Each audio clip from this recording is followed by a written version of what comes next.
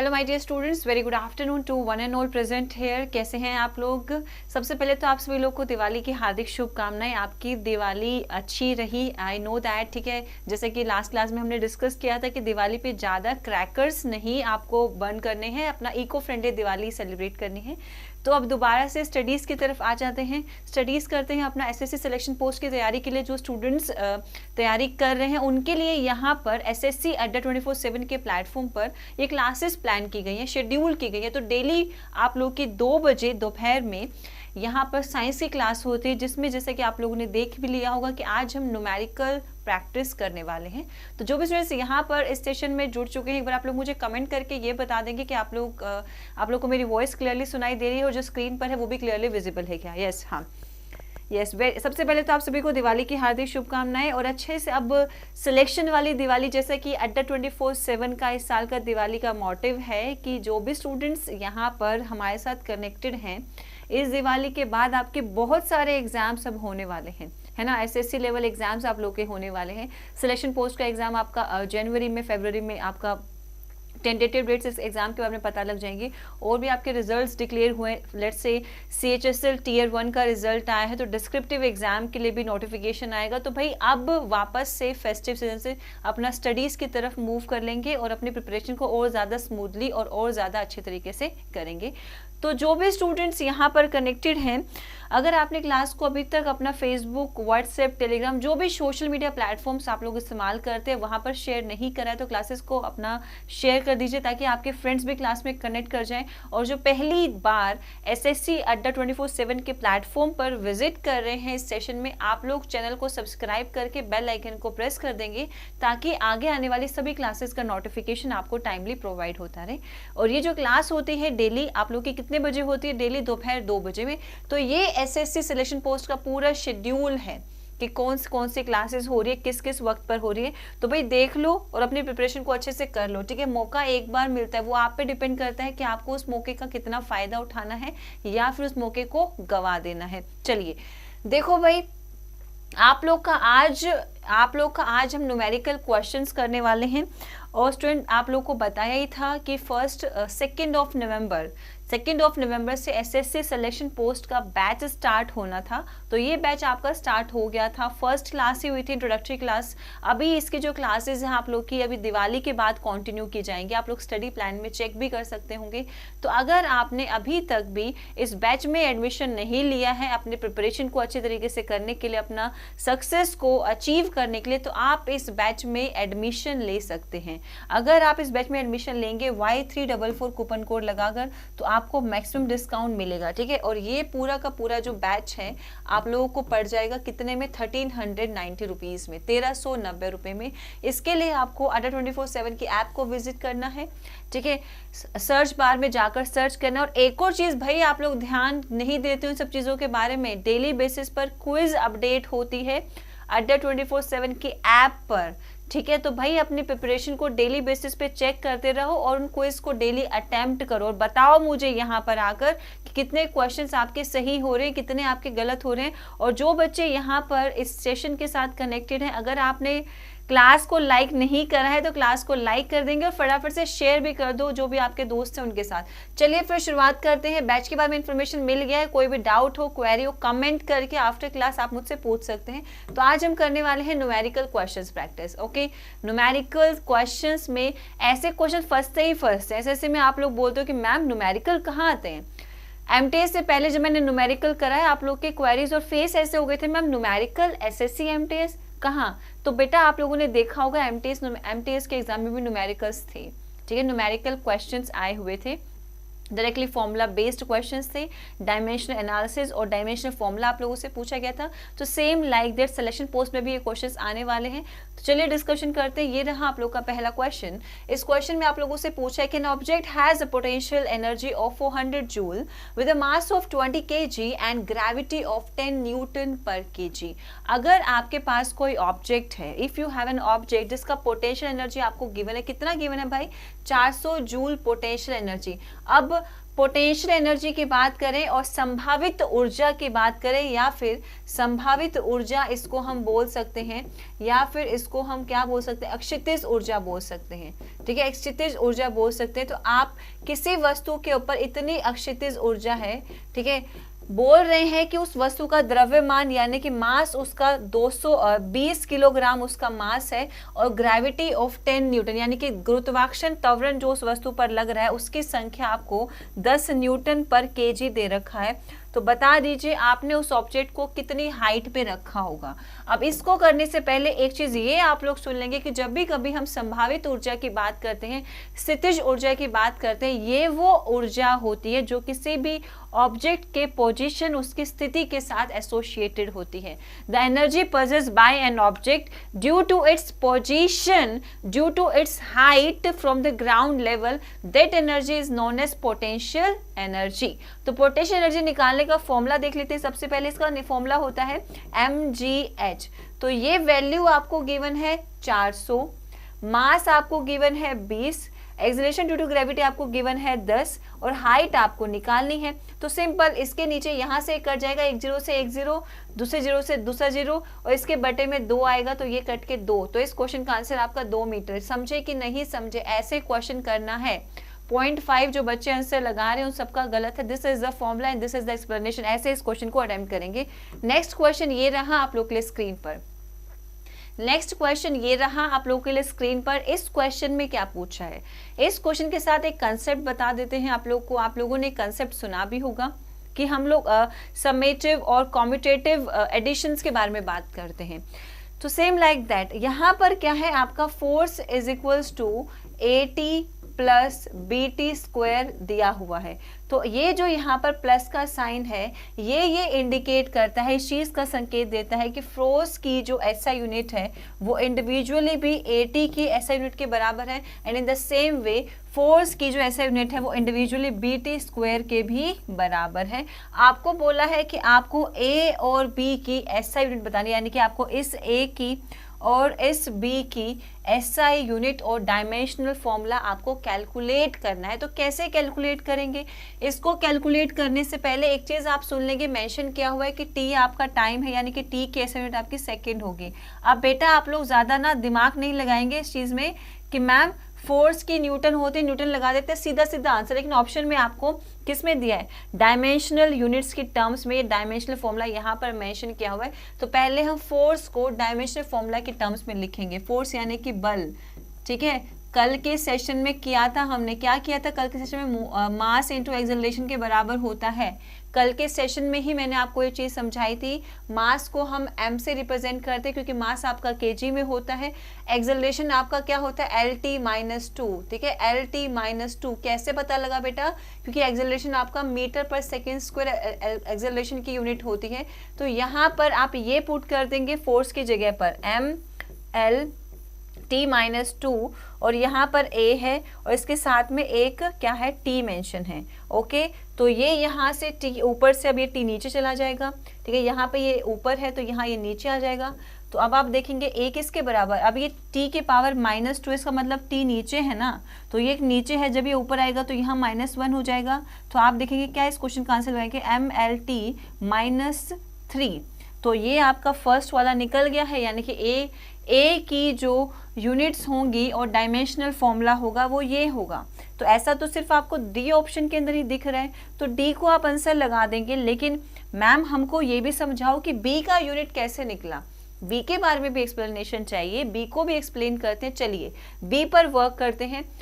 F की unit तो same हो गई है MLT-2, और B आपको कैलकुलेट करना है। T हमने 2 यहाँ पर लिख दिया है।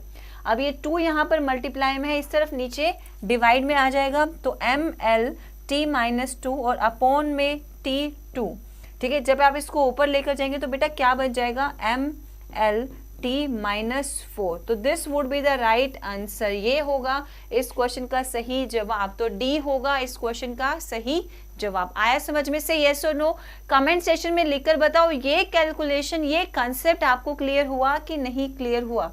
चलिए चलते हैं अगले क्वेश्चन की तरफ। इसी के साथ आपको ये जो क्वेश्चन यहाँ पर स्क्रीन पर मेंशन है बेटा, आपको प्रिंसिपल ऑफ होमोजेनिटी पता होना चाहिए, ठीक है। अभी प्रिंसिपल ऑफ होमोजेनिटी क्या होता है मैम, चलिए एक्सप्लेन करते हैं। अगर आपको पता है तो कमेंट सेक्शन में लिख के दिखाओ भाई जल्दी से। जो भी स्टूडेंट मेरी सेशन यहाँ पर अभी देख रहे हैं, स्टूडेंट इस क्वेश्चन का आंसर लिखकर बताइए मुझे कि प्रिंसिपल ऑफ होमोजेनिटी क्या कहता है। देखिए इस क्वेश्चन को डायरेक्टली भी हम कर सकते थे, अगर आपको यूनिट सिंपली मीटर में दी होती तो आप लोग के लिए क्वेश्चन को अटेम्प्ट करना बहुत ज़्यादा इजी था।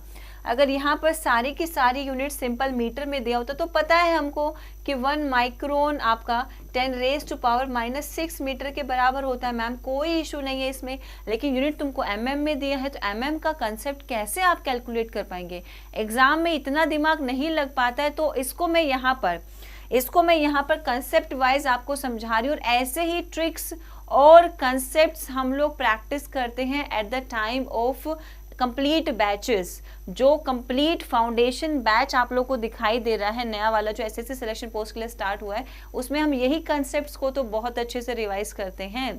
क्योंकि ये यूट्यूब पे आप लोगों के कमेंट्स कुछ ऐसे हो जाते हैं कि मैम इतना समय एक क्वेश्चन पे इतना टाइम आप लगा रहे हो, तो थोड़ा डिस्ट्रैक्शन ज़्यादा रहता है। बैचेस में ऐसा कोई डिस्ट्रैक्शन नहीं रहता है। तो देखो भाई कैसे करना है, करके दिखा रही हूँ सिंपल। 1 माइक्रोन बोला है कि ये कितने एमएम के बराबर होगा। तो प्रिंसिपल ऑफ होमोजेनिटी ये कहता है कि N1U1 is equals to N2U2 के बराबर होता है। तो फर्स्ट नंबर ये है, फर्स्ट यूनिट माइक्रोन है यानी कि 10⁻⁻⁶ एक माइक्रोन का मतलब मीटर में अगर देखेंगे तो 10⁻⁻⁶ होगा। ये आपको निकालना है N2, और सेकेंड यूनिट आपको mm दिया है यानी कि 10⁻⁻3। अब आपको N2 निकालना है, यानी कि N2 को उधर छोड़ के सब कुछ इधर लेकर आ जाएंगे, ये नीचे आएगा 10⁻⁻3। अभी देखो अगर बेस सेम है, इसका भी बेस सेम है और इसका भी बेस सेम है, नंबर डिवाइड में आप लोग को गिवन है, तो आप क्या करते हैं ऐसे केस में 10⁻⁻6 और यहाँ पे माइनस है, एक ऊपर माइनस आप लगाते हैं। जब आप इसको ऊपर लेकर आते हैं, बेस सेम में अगर डिवीजन दिया है तो आप उनके पावर जो होते हैं आपस में माइनस हो जाते हैं। ओके, तो इस क्वेश्चन का आंसर होगा 10⁻⁻6 प्लस 3 अगर आप करेंगे तो आंसर आएगा 10⁻⁻3। तो this would be the right answer. अब ये आपको यहाँ ऐसे करके पावर में आंसर, लेकिन ऑप्शन में तो आपको अलग तरीके से दिया हुआ है, तो C would be the right answer. क्या आपको एक कंसेप्ट समझ में आया? तो ऐसे ही इन क्वेश्चंस को डील करते हैं, ऐसे ही इन क्वेश्चंस को हम सॉल्व करेंगे। ओके, नेक्स्ट क्वेश्चन देखो आप लोगों से क्या पूछा गया है। देखो भाई, the dimensional formula of universal gravitational constant ji is, अगर आपसे ग्रेविटेशनल कांस्टेंट जो जी होता है उसके डायमेंशनल फॉर्मूला के बारे में पूछा जाए तो व्हाट विल यू आंसर। अगर आप स्पेशल मतलब बेसिकली इसको सोचे कि ग्रेविटेशनल कांस्टेंट ओके फोर्स के साथ ऐसे सोचे चलो लगा देते हैं वही, तो नहीं काम बनेगा। इसके लिए आपको ग्रेविटेशनल फोर्स पता होना चाहिए। ग्रेविटेशनल फोर्स कैसे निकालते हैं? ग्रेविटेशनल फोर्स का फॉर्मूला देख लो भाई, क्या होता है। कोई ऑब्जेक्ट है जिसका मास है m1, कोई अदर ऑब्जेक्ट है जिसका मास है m2, इनको आपस में आपने r डिस्टेंस के, r दूरी पर इन दोनों को आपस में आपने रखा है, इन दोनों के बीच में r गैप है। तो जो फोर्स एक ऑब्जेक्ट जिसका मास ज्यादा है वो दूसरी ऑब्जेक्ट को अपनी तरफ अट्रैक्ट कर रही है, आकर्षित कर रही है, तो ये जो फोर्स इन दोनों ऑब्जेक्ट्स के बीच में लगता है, जो डिपेंड करता है किस पर डिपेंड करता है, जो डिपेंड करता है इन दोनों के बीच का मास क्या है यानी कि उसके प्रोडक्ट पे, और इन दोनों के बीच में दूरी क्या है उसके स्क्वायर के। तो ये जो यहाँ पर एक कांस्टेंट टर्म हम ऐड करते हैं दैट इज जी, वो होता है आपका ग्रेविटेशनल कांस्टेंट। तो इस क्वेश्चन में आप लोगों से ग्रेविटेशनल कांस्टेंट का ही यूनिट पूछा गया। देखोगे भाई, अभी थोड़ी देर पहले ही एफ जी फोर्स की हमने डायमेंशनल फॉर्मूला पीछे वाले क्वेश्चन में ही तो करा था, तभी तो मैंने एक साथ एक ही सीक्वेंस में इन क्वेश्चंस को ऐड किया है ताकि एक तरह के क्वेश्चंस एक तरह से ही आप समझें, कोई भी चीज़ आपको दिक्कत ना करे। तो फोर्स का डायमेंशनल फॉर्मूला पीछे हमने कैलकुलेट करा था, कितना कैलकुलेट करा था, m/l(t)-2, और यहाँ पर डिस्टेंस है, लेंथ है, दूरी है, तो इसको भी तो हम L2 की L की टर्म्स में, लेंथ की टर्म्स में ही मेजर करेंगे। और नीचे आपका मास है यानी कि 2 बार m हो जाएगा, तो 1 m से 1 m कैंसिल हो गया, और 1 m आपका इनवर्स यानी कि m की पावर -1, ठीक है, L की पावर 3 और T की पावर बचा -2। तो this would be the formula okay ऐसा आपको कौन से ऑप्शन में दिखाई दे रहा है? ऐसा आपको सी ऑप्शन में दिखाई दे रहा है, तो C would be the right answer. ठीक है, तो ये जो कॉन्सेप्ट्स हैं जो अभी क्लासेस में आप लोग को क्लियर किए जा रहे हैं, इसलिए क्लियर किए जा रहे हैं, ठीक है, इसलिए क्लियर किए जा रहे हैं ताकि आप लोग को बेसिक चीज़ें, अगर ऐसा नहीं इससे थोड़ा सा डिफरेंट क्वेश्चन भी आप लोगों से पूछा जाए, लेट्स से अगर आपसे प्लैंक्स कांस्टेंट के बारे में पूछ ले तो आप क्या करोगे? अगर आपसे एग्जाम में प्लैंक्स कांस्टेंट के बारे में पूछ ले तो आप क्या आंसर लगाओगे? वहां पर भी आपको कंफ्यूज हो जाना है कि मैम प्लैंक्स कांस्टेंट क्या होता है। तो प्लैंक्स कांस्टेंट का अगर डायमेंशनल फॉर्मूला अगर आपको निकालने को बोला जाएगा तो जो स्टूडेंट यहाँ पर अभी क्लास देख रहे हो, होमवर्क में इस क्वेश्चन का आंसर आप लोग लगाएंगे। ठीक है, होमवर्क में इस क्वेश्चन का आंसर आप लोग लगाएंगे। आपसे अगर मैं ये h की वैल्यू पूछ रही हूँ, इस h का डायमेंशनल फॉर्मूला बताओगे तो कमेंट सेशन में आपको इस क्वेश्चन का आंसर देना। आज मैंने होमवर्क बीच में ही दे दिया आप लोगों को, प्लैंक्स कांस्टेंट का डायमेंशनल फॉर्मूला। ठीक है, ये है आप लोग का होमवर्क क्वेश्चन। नेक्स्ट क्वेश्चन पे चलते हैं, this is your next question. इस क्वेश्चन का आंसर बताओ क्या होगा। ओके, यहाँ क्या पूछा है आप लोगों से, बताओ भाई जल्दी से इस क्वेश्चन का आंसर बताओ। अब आपसे इस क्वेश्चन में क्या पूछा गया है, the match the following quantity with their SI unit. आपको एक तरफ क्वांटिटीज दिया है और एक तरफ दिया है एसआई यूनिट्स। आपसे बोला है कि जो इस तरफ पे क्वांटिटीज दिया हुआ है और इस तरफ पे जो यूनिट्स दिया हुआ है इनको मैच करो, इनका करेक्ट मैच करो। ठीक है, तो करेक्ट मैच कर देंगे, कोई दिक्कत नहीं है। कैसे कर देंगे? बेसिक पढ़ा है, कहाँ पढ़ा है? क्लासेस में पढ़ा है। और इसका ज़्यादा जो एडवांस कंसेप्ट है वो कहाँ पढ़ रहे हैं? वो बैचेस में पढ़ रहे हैं। तो कर देंगे, क्वेश्चंस को करने में तो कोई दिक्कत नहीं है। कैसे करेंगे इस क्वेश्चन को? देखो, इलेक्ट्रिकल चार्ज की बात करें, यानी कि जो भी चार्ज पार्टिकल्स किसी कंडक्टर के अंदर फ्लो करते हैं जिसकी वजह से करंट कैरी होता है, that is the electric charge. उसको हम विद्युत आवेश बोलते हैं, उसको हम विद्युत आवेश बोलते हैं। तो विद्युत आवेश की जब आप बात करते हैं, तो विद्युत आवेश की जब आप बात करते हैं तो वो कैसे कैलकुलेट होता है भाई? देखो ध्यान से, उसको आप कैसे कैलकुलेट करते हो? इलेक्ट्रिक चार्ज जो होता है, इलेक्ट्रिक चार्ज जो होता है वो आपका किस में मेजर होता है? वो आपका कूलम्ब में मेजर होता है। ठीक है, इलेक्ट्रिक चार्ज आपका कूलम्ब में मेजर होता है। ओके स्टूडेंट्स, इलेक्ट्रिक चार्ज आपका कूलम्ब में मेजर होता है। तो यहाँ पर आप इसकी यूनिट ये लगा देंगे। ठीक है, इलेक्ट्रिक चार्ज आपका कूलम्ब में मेजर होता है, इसको आप सी से रिप्रेजेंट करते हैं। In the same way electric current अगर आपको गिवन है तो इलेक्ट्रिक करंट आपका मेजर होता है एम्पेयर में, यानी कि जो चार्ज पार्टिकल्स फ्लो करे हैं इन यूनिट टाइम में। ठीक है, amount of charge particles flow, amount of charge particles flow in unit time। ठीक है, amount of charge particles flow in unit time, इसको हम क्या बोलते हैं? इसको हम इलेक्ट्रिक करंट बोलते हैं। आई बात समझ में? यहाँ तक का कंसेप्ट आपको क्लियर हुआ? तो पहले ऑप्शन में जब आपसे इलेक्ट्रिक चार्ज पूछा तो आप जब कॉलम पे कूलम्ब आपने आंसर लगाए तो तुरंत ही आप लोग इसके ऑप्शंस देखोगे, तुरंत ही इसके ऑप्शन पर नजर डाली जाएगी। तो इसके ऑप्शंस में क्या चीजें मेंशन है? फर्स्ट का डी के साथ कनेक्शन आपका सिर्फ सी ऑप्शन में और डी ऑप्शन में ही है। ठीक है, तो यहाँ पर रुक जाएंगे, इन दोनों ऑप्शंस पे देखेंगे। फिर मैंने आपको इलेक्ट्रिक करंट बता दिया, ये एम्पेयर है, तो आपका 2 का सी के साथ कनेक्शन है। 2 का सी, अरे ये तो और ज़्यादा गड़बड़ हो गई। तो दोनों ऑप्शंस, आपका सी भी अभी तक सही चल रहा है और डी भी अब तक सही चल रहा है। अब थर्ड वाला ऑप्शन है जो वेरिएशंस लेकर आने वाला है। इलेक्ट्रिक पोटेंशियल डिफरेंस, बैटरी के दोनों टर्मिनल्स के अक्रॉस जो पोटेंशियल डिफरेंस जनरेट होता है जिसकी वजह से flow of charge particles possible हो पाता है, that is electric potential difference, जिसको हम वोल्ट में मेजर करते हैं, जिसको हम वोल्ट में मेजर करते हैं। तो ई का, ये आपका 3 क्वेश्चन का आंसर है भाई बी। ठीक है, थर्ड ऑप्शन का आंसर बी के साथ कनेक्शन, और ये आपका सिर्फ सी ऑप्शन के अंदर गिवन है। तो this would be the right answer, ये होगा इस क्वेश्चन का सही जवाब। चलिए अगले क्वेश्चन की तरफ चलते हैं। अगला क्वेश्चन क्या है आप लोगों के सामने स्क्रीन पर, ये रहा आपका नेक्स्ट क्वेश्चन। बताइए इस क्वेश्चन का आप कैसे आंसर करेंगे। देखिए भाई, इस क्वेश्चन में आपसे क्या पूछा है?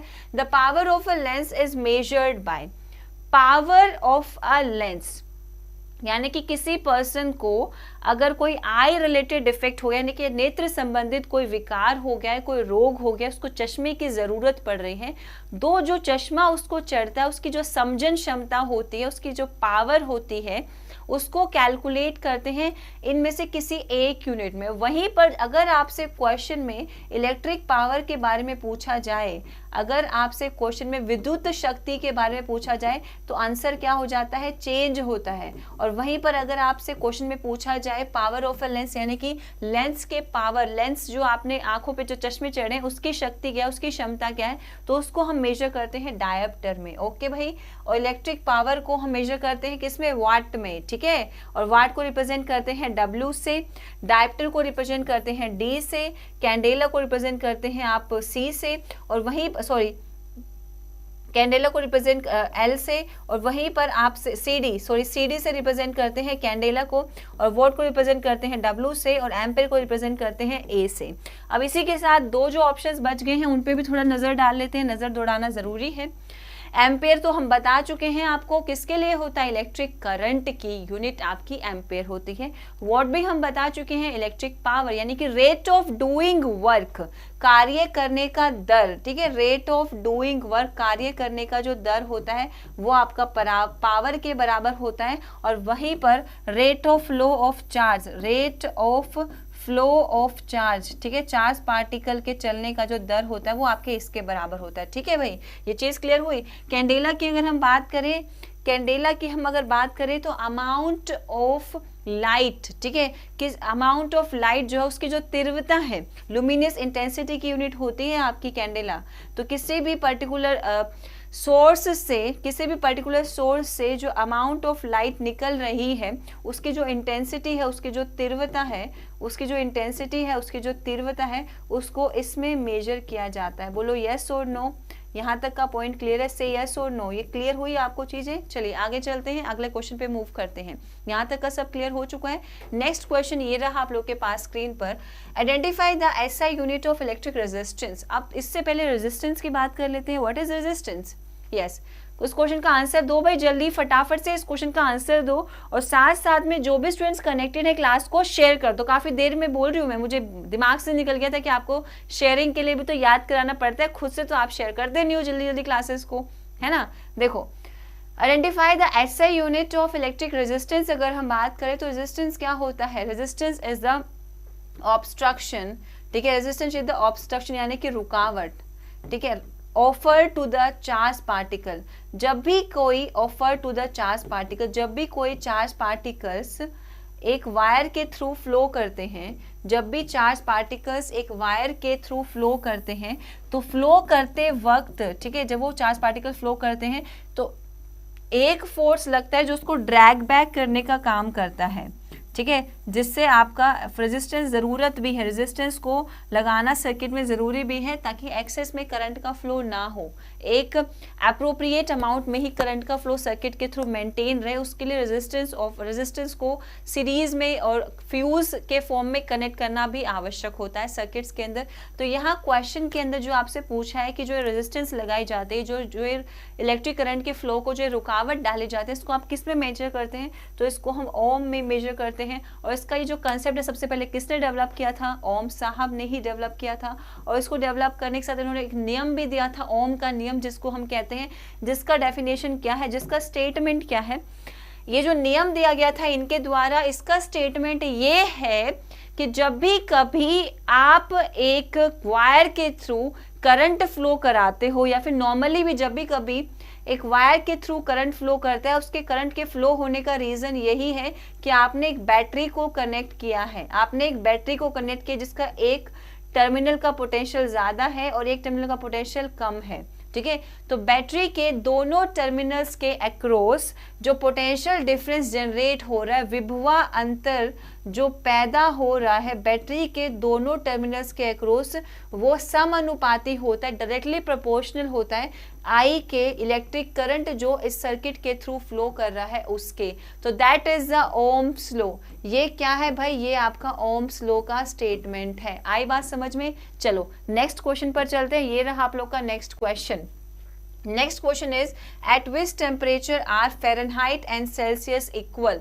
ठीक है, ये दोनों जो टेम्परेचर क्वांटिटीज हैं, ये दोनों जो आपकी टेम्परेचर क्वांटिटीज हैं वो किस पॉइंट पर इक्वल होती हैं। तो इससे पहले मैं आप लोगों को एक और चीज बता देती हूँ। यहाँ पर अगर आपसे ये पूछा जाए थर्मोडायनामिक टेम्परेचर की एसआई यूनिट क्या होती है, तो व्हाट विल यू आंसर, बताओ।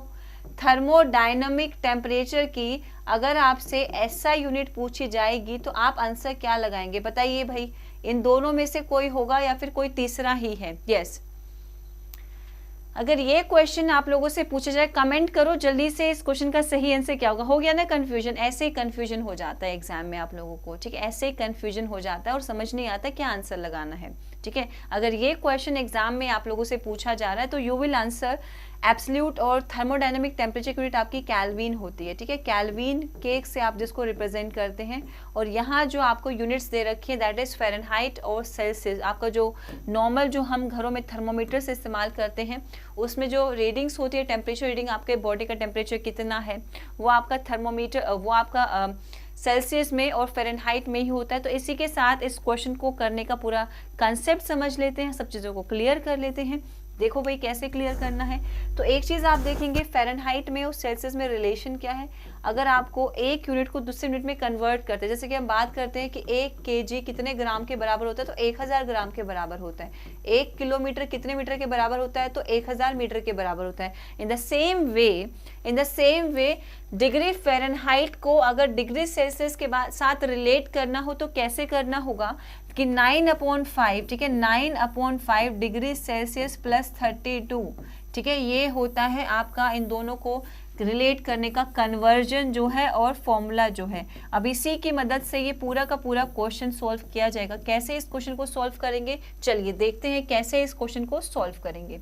अब देखो एट विच टेम्परेचर ये दोनों इक्वल किस टेम्परेचर पर होंगे, तो ऐसा आपसे पूछा गया है तो हम अज्यूम कर लेते हैं, मैथ्स वाला कंसेप्ट लगा देते हैं जो आपके मैथ्स के टीचर्स आपको समझाते हैं कि मान लो डिग्री फ़ारेनहाइट डिग्री सेल्सियस के बराबर है भाई, और आपको इसकी वैल्यू निकालनी है।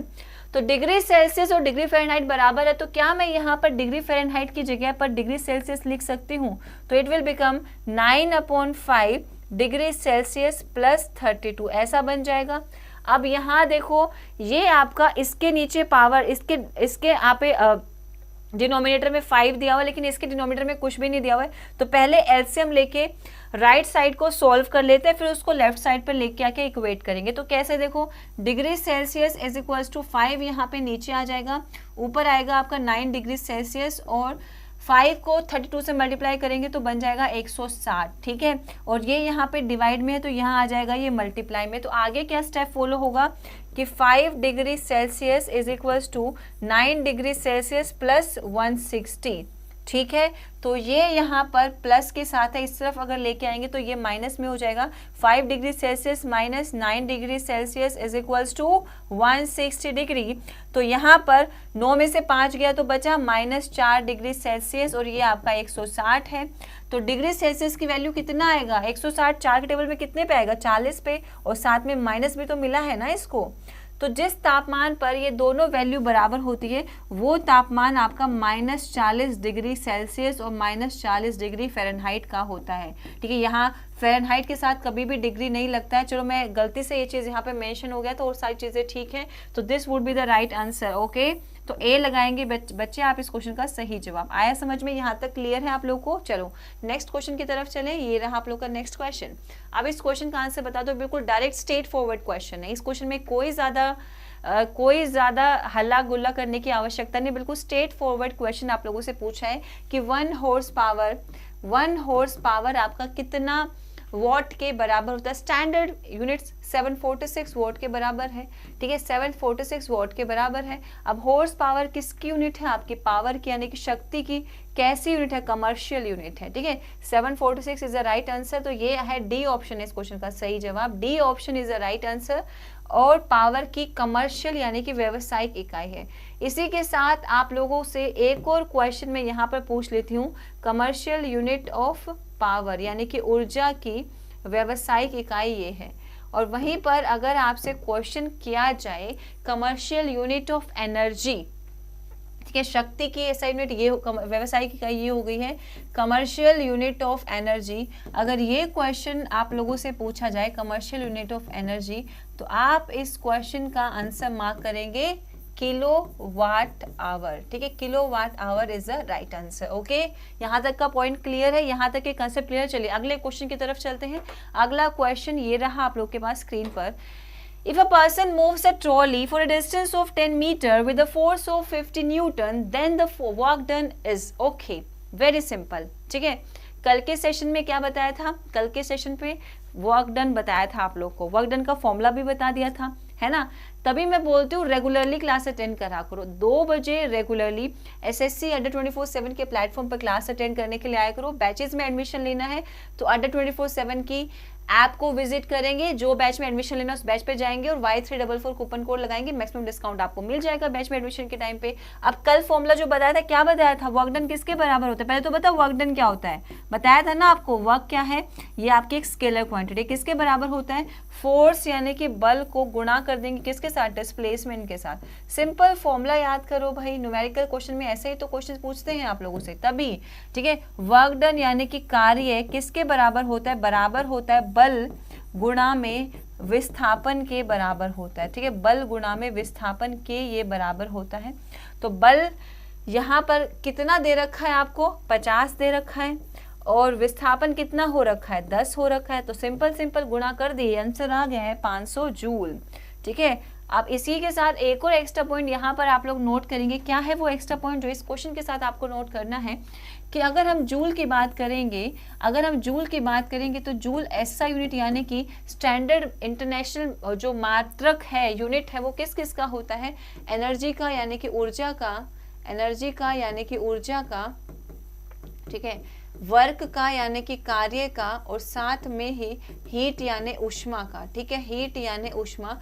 तो ये तीनों का मात्रक होता है। आई बात समझ में, यहाँ तक का क्लियर है कंसेप्ट। चलो नेक्स्ट क्वेश्चन की तरफ चलते हैं। This is your next question. बताओ भाई इस क्वेश्चन का क्या आंसर आप लोग लगाएंगे, बताइए इस क्वेश्चन का क्या आप लोग आंसर लगाएंगे। यस, देखो अभी तक मैंने आपको पोटेंशियल एनर्जी बता दिया था, ठीक है, वर्क डन बता दिया, कार्य भी बता दिया, विभुआ अंतर बता दिया, और आपको संभावित ऊर्जा बता दिया, स्थितिज ऊर्जा बता दिया। इस क्वेश्चन के साथ अगला कंसेप्ट जानने का है, तो अगला कंसेप्ट जो इस क्वेश्चन के साथ आपको याद रखना है, दैट इज काइनेटिक एनर्जी, है ना।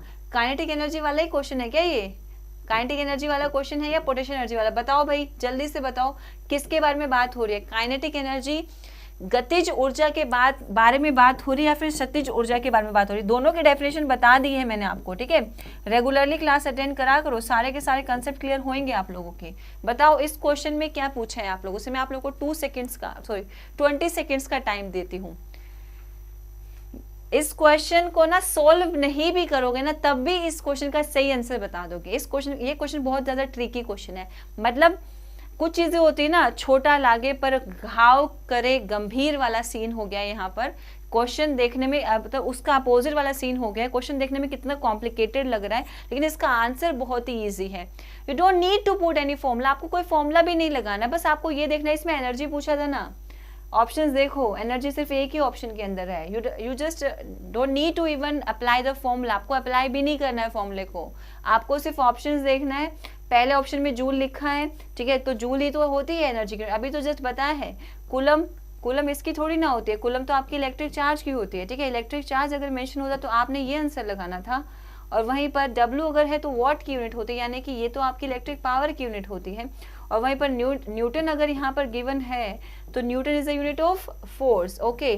तो क्वेश्चन को यहाँ अच्छे से ध्यान से देखेंगे, उसी के बाद आंसर लगा देंगे। You don't need to put any formula, you don't need to work hard with this particular question, just simply question को देखो और आंसर लगा दो। थोड़ा सा स्मार्ट वर्क करना सीखो, ठीक है, स्मार्ट वर्क भी मायने रखता है। चलिए नेक्स्ट क्वेश्चन ये रहा।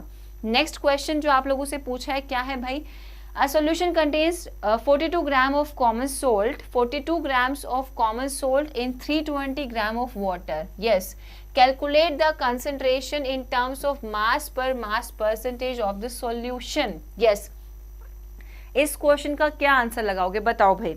इस क्वेश्चन का आंसर क्या लगाएंगे हम, क्या क्वेश्चन पूछा है आप लोगों से। सॉल्यूशन के अंदर 42 ग्राम्स कॉमन सोल्ट है, ठीक है, कितना ग्राम पानी है, 320 ग्राम पानी है। कंसंट्रेशन बोला है मास पर मास परसेंटेज की टर्म में। एक बात बताओ, इस क्वेश्चन को बिना देखे पहले ऑप्शन को मैं एलिमिनेट कर रही हूँ, बिल्कुल खत्म कर रही हूँ पहले ऑप्शन को। क्यों?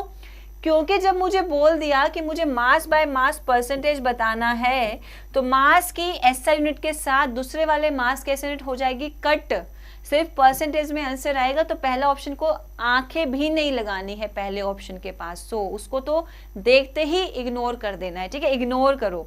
जैसे जब आप लोग क्लासेस में कुछ बच्चे डिस्टर्ब करते हैं तो बोलते हैं ना कि ओम इग्नोराय नमः, तो ऐसे ऑप्शंस को देख के ही इग्नोर करो, स्मार्ट वर्क करो, ठीक है, स्मार्टेस्ट अप्रोच रखो भाई, बच्चे बहुत आगे जा रहे हैं और तुम लोग अगर ढीले ढाले बन के रहोगे तो काम नहीं चलेगा। और दिवाली का भूत उतार दो, स्वीट्स उतने ही खाना कि कोई लेक्सेटिव को कंज्यूम ना करना पड़े, ठीक है। लेक्सेटिव्स पता है ना, पूरा डिस्कस किए हैं हम लोग, सभी डिस्कशन करते हैं।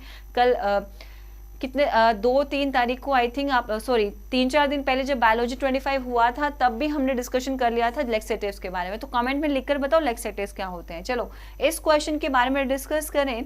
इस क्वेश्चन को कैलकुलेट करने का तरीका होगा मास ऑफ सब्सटेंस, ठीक है, मास ऑफ सब्सटेंस कह सकते हैं या फिर मास ऑफ सॉल्यूट कह सकते हैं, जो कि आपका कम अमाउंट में प्रेजेंट है सॉल्यूशन के अंदर, और नीचे हम कहेंगे मास ऑफ सॉल्यूशन, ठीक है, सॉल्यूशन यानी कि पूरे के पूरे मिश्रण की बात कर रहे हैं जो कि सॉल्यूट और सॉल्वेंट के जोड़ने से बनेगा, और इसको गुणा कर देंगे 100 के साथ। अब बताओ इस क्वेश्चन का आंसर क्या होगा। ऊपर आएगा 42 और नीचे आएगा 320 में 42 जोड़ा तो क्या बन गया 362 और गुणा में आ गया 100। जब आप इसको सोल्व करेंगे अपने नोटबुक्स के अंदर तो इस क्वेश्चन का आंसर 11.6% आएगा परसेंट में, तो this would be the right answer, ठीक है। अगर ऐसा क्वेश्चन है जिसमें दो ऑप्शन पर जानबूझ के एग्जामिनर ने एक ही मतलब नंबर सेम थे बट यूनिट के अंदर झोल कर दिया है, तो he just want to know your common sense, वो सिर्फ आपकी स्मार्ट वर्क और कितना आप लोग को कंसेप्ट क्लियर है, वो सिर्फ ये चीज जानना चाहते हैं। ऐसे वाला क्वेश्चन आप लोग के सामने पुट करके, राइट। चलो नेक्स्ट क्वेश्चन देखते हैं। This is your next question. इस क्वेश्चन में आप लोगों से क्या पूछा है भाई, इस क्वेश्चन में आप लोगों से ये पूछा है a ball is thrown vertically upward, आपने एक बॉल को ऊपर की तरफ फेंक दिया है with a velocity of 20 Newton, और जब आपने उस बॉल को फेंका है तो आरंभिक जो आपने गति लगाई है उसको फेंकते टाइम वो आपने लगाई है 20 मीटर प्रति सेकेंड की। आफ्टर 3 सेकेंड यानी कि समय 3 सेकेंड के बाद the magnitude of its displacement is, आपसे पूछा है कि इसने कितनी दूरी तय की होगी, ठीक है, जहां से आपने इसको फेंका था वहां से यहां तक पहुंचने में ये दूरी इसने कितनी तय की थी, आपसे ये पूछा है। और जिसमें आपको बोल दिया है कि गुरुत्वाकर्षण बल की वजह से जो त्वरण लग रहा है वो 10 मीटर प्रति सेकेंड स्क्वायर लग रहा है। तो बता दीजिए इस क्वेश्चन का आंसर क्या होगा। तो ऐसा क्वेश्चन अगर आपसे एग्जाम में पूछा जा रहा है तो सिंपली कल के ही सेशन में यानी कि दिवाली से एक दिन पहले, कल के सेशन का मतलब है दिवाली से एक दिन पहले वाले सेशन में हमने क्या डिस्कस किया था, we discuss about the 3 equations of motion, गति के तीनों समीकरण के बारे में हमने जिक्र किया था, बात की थी। तो गति के वो जो तीनों समीकरण है जिनके बारे में हमने डिस्कशन किया था उसमें से दूसरे वाला क्या कहता है, S is equals to ut plus half AT square. अब ये बॉल आपने ऊपर की तरफ फेंकी है, गुरुत्वाकर्षण बल नीचे खींचेगा ना उसको, तो यहाँ पर जो गुरुत्वाकर्षण बल लगेगा वो अगेंस्ट द मोशन कार्य कर रहा है ना। बॉल तो ऊपर जाना चाहती है और गुरुत्वाकर्षण बल उसको नीचे खींच रहा है, तो ये वाला जो इक्वेशन है ये नेगेटिव में हो जाएगा यहाँ पर। और इसके अंदर जब आप वैल्यूज को पुट करेंगे तो u आपका 20 है, t आपका 3 है, ये माइनस का साइन है, ये 1/2 है, ये आपका एक्सेलरेशन ड्यू टू ग्रेविटी की वैल्यू 10 है, और टाइम यहाँ पर जो आपको दिया है 3 गुणा में 3 दे दिया है, तो ये यहाँ पर 5 आ गया, ये 60 आ गया, और 60 माइनस 5 3 15, 15 3 45, तो 60 में से 45 गया तो कितना बचा, 15 बचा। 15 metre would be the right answer. बोलो हाँ कि ना। इतना कंसेप्ट, इतने क्वेश्चन आप लोगों को समझ में आए। तो भाई देखो आज के सेशन में हमने न्यूमेरिकल क्वेश्चंस को प्रैक्टिस कर लिए हैं, अगले सेशन में हम अगले टाइप के क्वेश्चंस को प्रैक्टिस करेंगे। Mock test, I think miscellaneous mock test हम प्रैक्टिस करेंगे। एक चीज सुनो मेरे ध्यान से, ठीक है, एक चीज सुनो मेरे ध्यान से, क्वेश्चंस को स्ट्रेटेजिकली अप्रोच के साथ अगर अब नहीं सोल्व करना सीखोगे तो व्हेन, कब, ठीक है। तो कमेंट में आप लोग मुझे मेंशन करके बताएंगे कि ये सेशन आपको कैसा लगा, कंसेप्ट क्लियर हुए कि नहीं क्लियर हुए। और स्टूडेंट अगर आप सिलेक्शन पोस्ट की प्रिपरेशन कर रहे हैं और आप सीरियस एस्पिरेंट्स हैं तो you can take admission in this batch also, इस बैच में भी आप एडमिशन ले सकते हैं, सो दैट सिलेक्शन लेना सिलेक्शन पोस्ट में और ज़्यादा आप लोग के लिए आसान हो जाए। तो अभी के लिए इस क्लास को यहीं पर एंड करते हैं, मिलते हैं आप लोगों से अगले सेशन में, तब तक के लिए बाय बाय, टेक केयर, जय हिंद, जय भारत, अपना ख्याल रखिए।